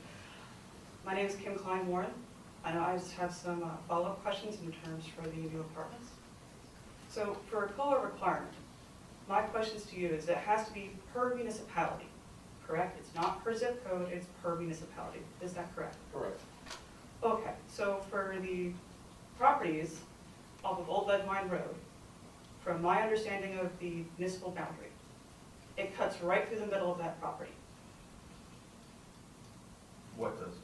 I'm not sure. So the municipal boundary cuts right through the middle of those two properties, thus dividing, there's two triangles. They're both in Kinnelon. Is that what you mean? Are they both in Kinnelon is my question. Correct. They are. Yes. The property behind it is Butler, there's a line behind it. The mountain is Butler, The mountain is Butler. Okay, JCB now. okay. What would happen if Kinnelon, for what it's worth, did not meet its code requirement? What is the, I guess, implications behind that? Like, what is the penalty? That's when a builder could come in and ask the court for a builder's remedy and say, I have a piece of property that's vacant or that I can redevelop, and I can meet the entire Kinnelon requirement for low and moderate income housing. Even if that property is not for sale? Correct. All right. Thank you.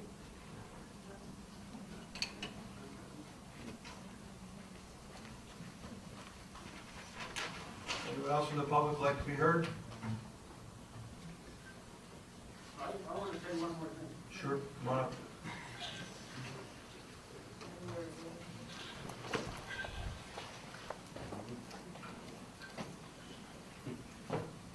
Talk to me like we're Thoughts? jelly. All right. So,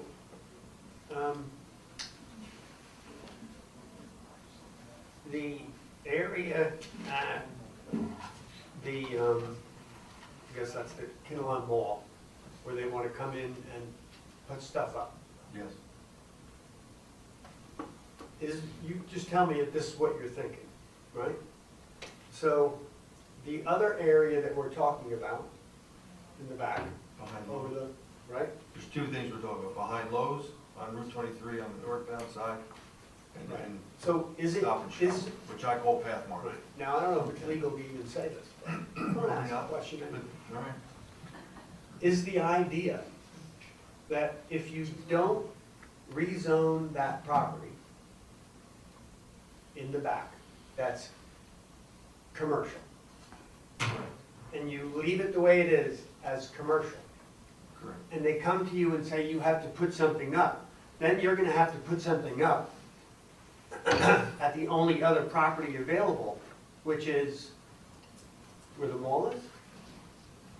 The mall can say, I have the ability to meet your And then, requirement. and then New Jersey would come at you and say, you have to do it. Yes. So, is the theory, if you give up that other piece of property, that's how you'll say, okay, we made our number over there? Is that the idea? It's a thought, my idea is it's 55 and over, Right. no kids in our school system.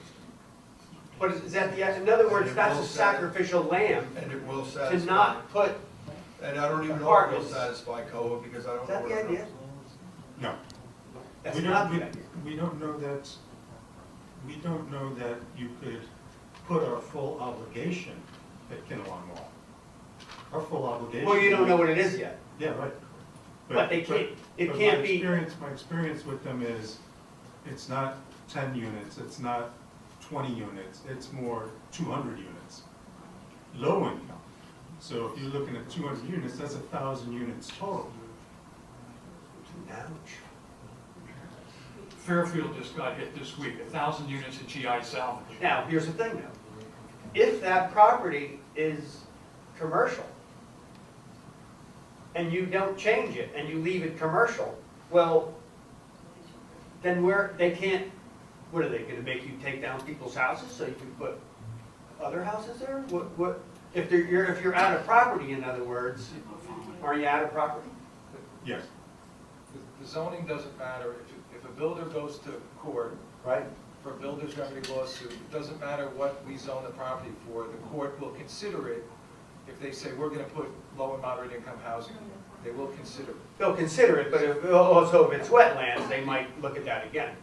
The other thing is, if the property's already developed, it comes off your inventory and you get what's known as a vacant land adjustment, which reduces the number of affordable units you have to come up with.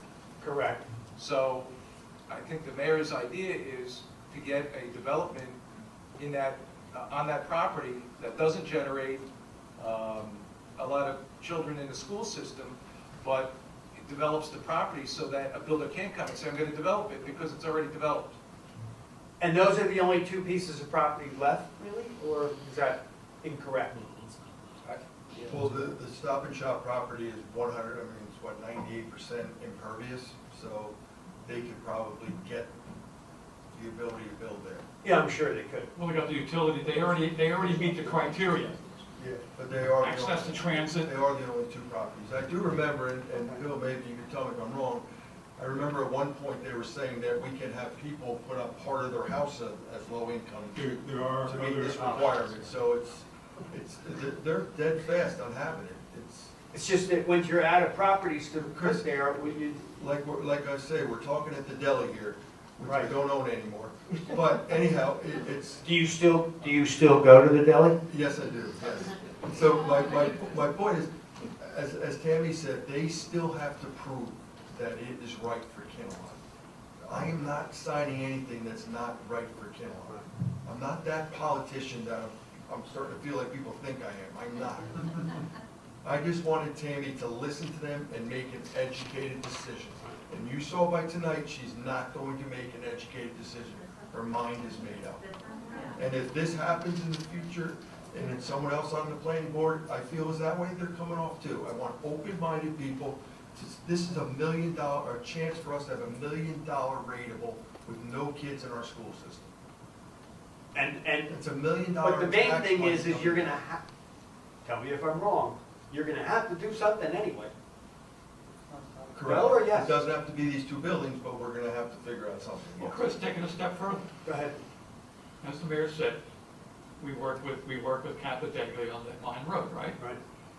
What's gonna stop Kinnelon Law from coming back in 2025 and saying, Well, that's why I go slow. Before you end up with 600. that's where the situation is. He's coming back. They can, but. He's told us he's coming back. We're gonna, I mean, I'm gonna fight Stop and Shop. Right.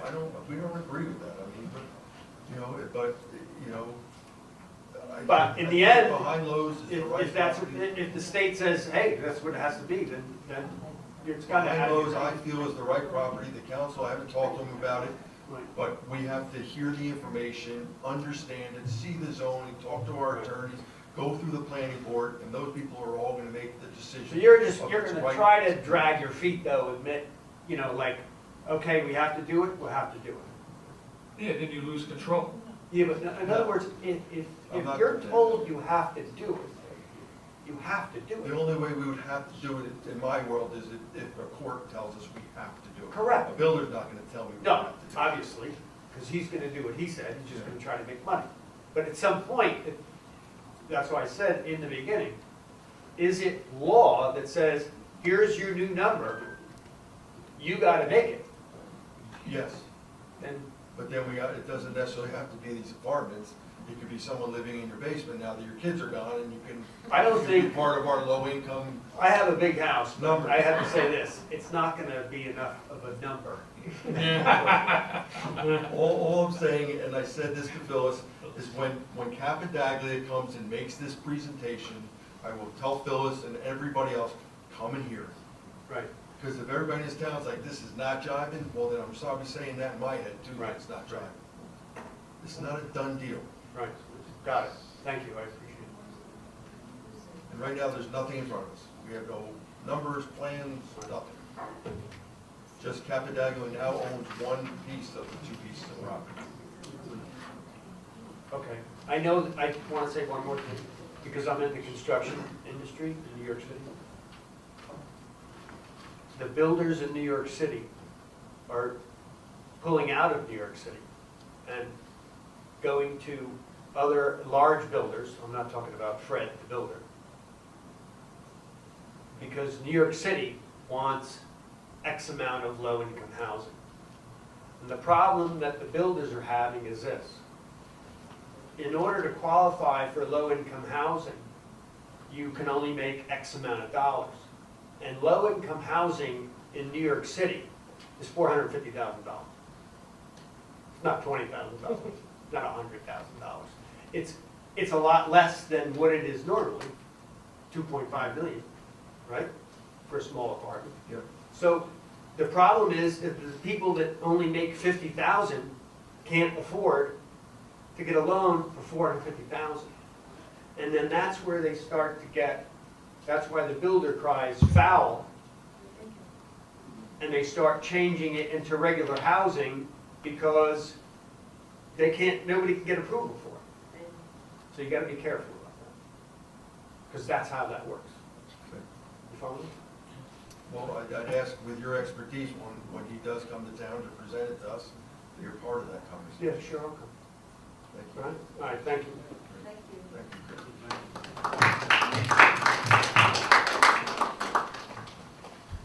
Is there anybody else from the public like to be heard before we close it to the public?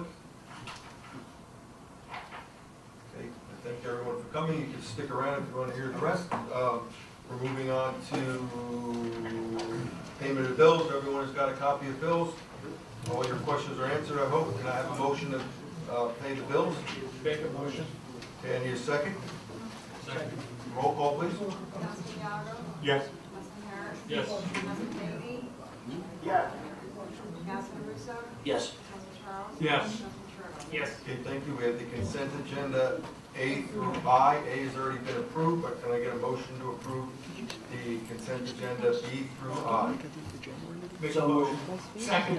Okay, all in favor? Aye. Anyone against? Sorry. Okay, that's passed.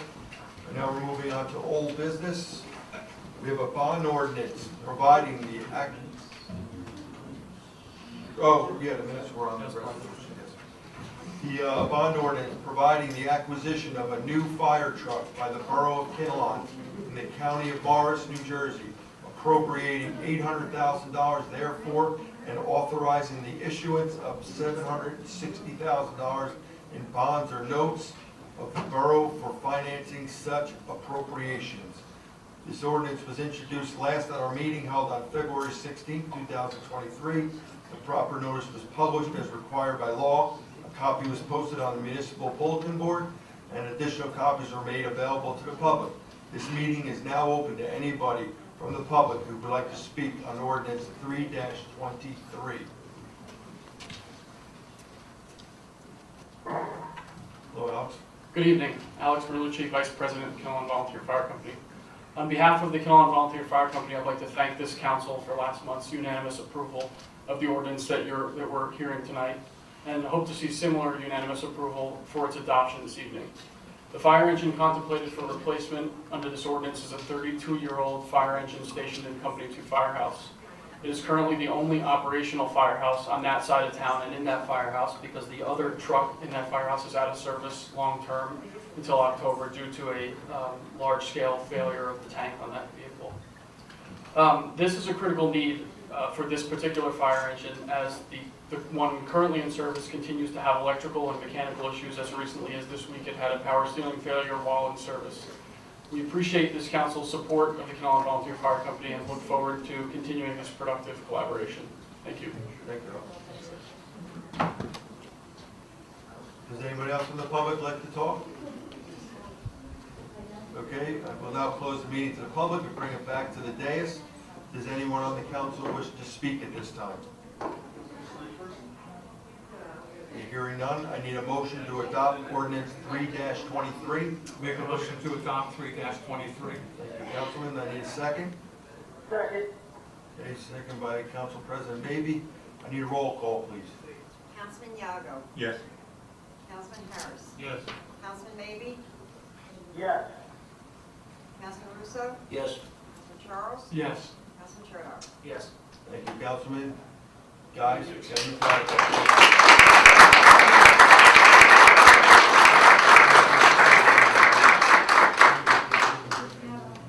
Okay, tax collector's report, investment officer's report. I do not have a tax collector Okay. report this month, but I have an investment report.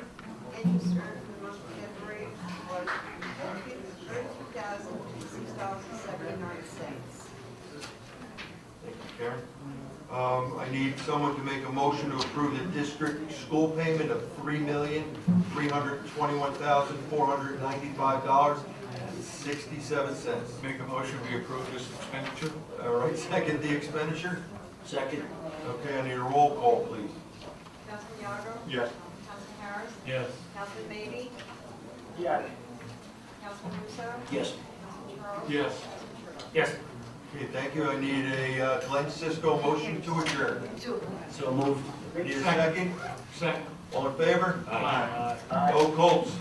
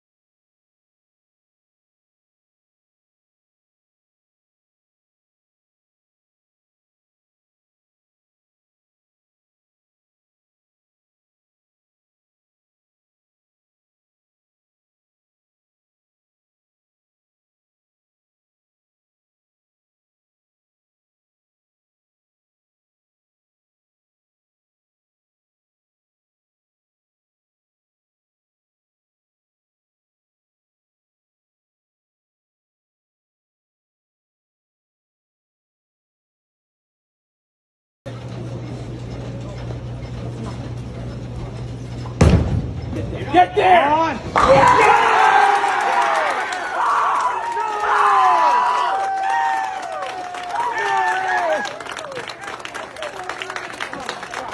Oh my God! No.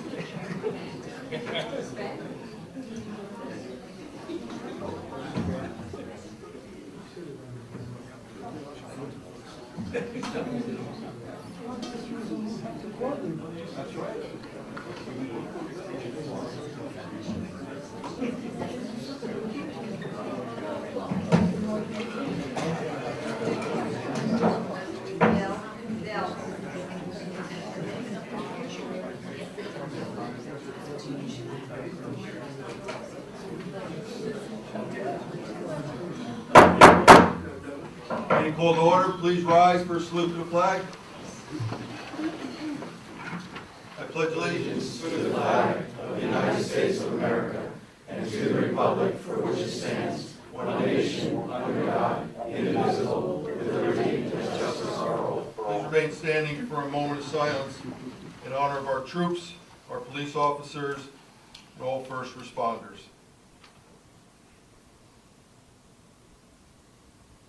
Thank you.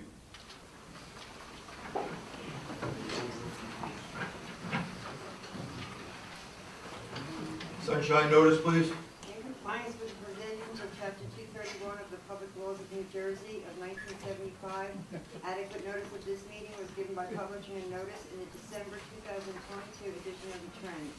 This notice was also placed on the Kinnelon Boro website and sent to the Star Ledger, North Jersey Herald News, the Record, and posted on the municipal building bulletin board. Thank you. Roll call, please. Councilman Yago? Here. Councilman Harris? Here. Councilman Maybe? Here. Mr. Diamond? Councilman Russo? Here. Councilman Charles? Here. And Councilman Chiro? Here. All right, we want to welcome everybody to our meeting for March, the mayor and council meeting. We have to tonight we're honoring our 7th and 8th grade Super Bowl champions. So let me come down here, let me get into game uniform. I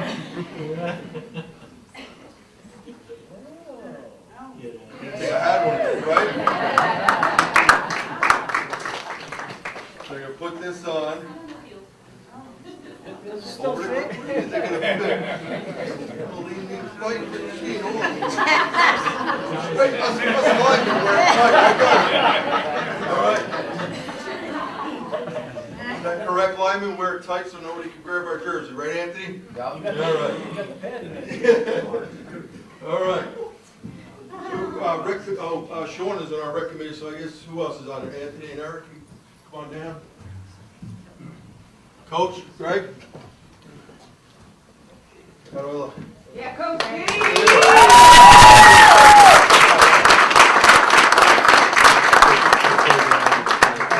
Thank you. The boys. So I just we wanted, as the council and myself, wanted to invite you guys here and just say how proud we are of you guys, and especially representing Kinnelon. What was your record at the end of the season? We won the Super Bowl, that's all that matters. All right. Well, the point to my story is, and I know I probably said this 100 times, so myself am a football player through high school or from 5th grade on. I played in college as well for Division III. High school football is more fun than college football, I'll tell you that.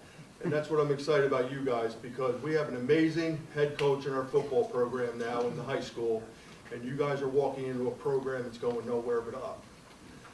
When I was in high school, my freshman year, we were 2-6. Next year, my sophomore year, 2-6. Junior year, 2-6. Senior year, 9-2. We won the state championship.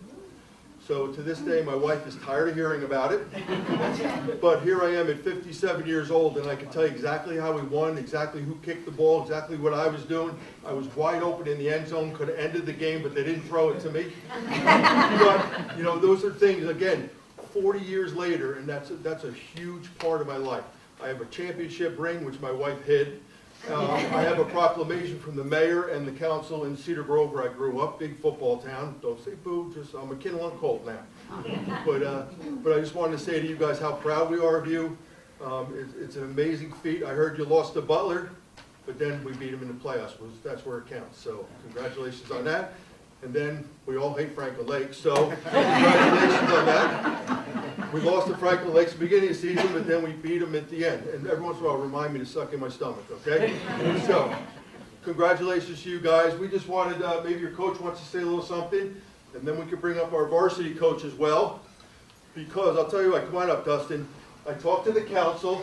Your parents still have to pay taxes, but you guys have a full scholarship to Kinnelon High School!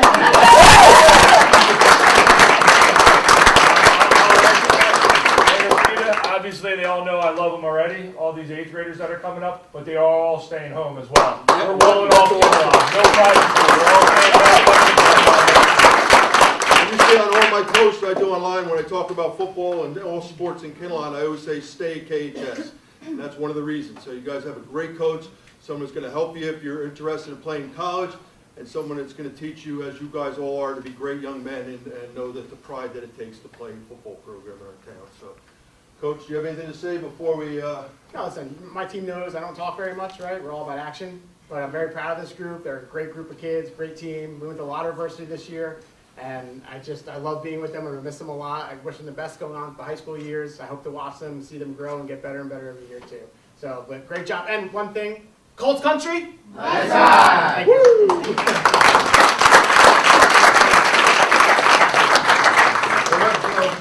I wanted to have Anthony and Eric come up here and help me hand out the trophies. We bought you some trophies this year because I waited so long for you guys. The ice cream guy is not doing ice cream anymore. So, okay. So you want to have each one of you come up? Come this way, guys. We'll start here. Come on up and we'll right here. congratulate you.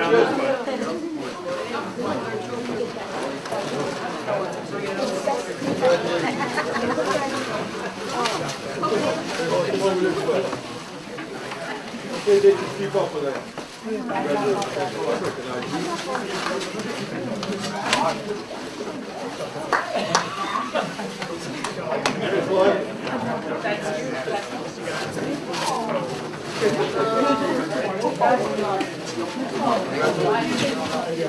Congratulations.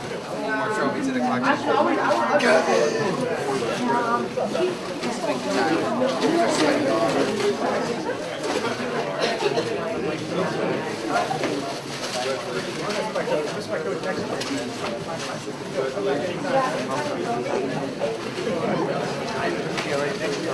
Must be the quarterback, right?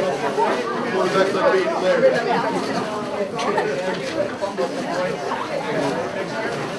Yeah? What's up? How are you? Congratulations.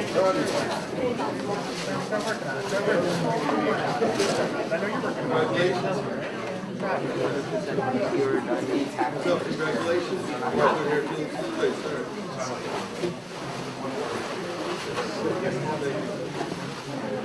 Congratulations. We'll give you the Congratulations.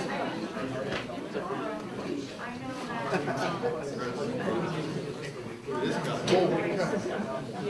You're a fullback? What are you? Oh, you're there. I was like, 42, you scare me. You got a line. Congratulations. Let's go, Dustin. You want to say anything for this?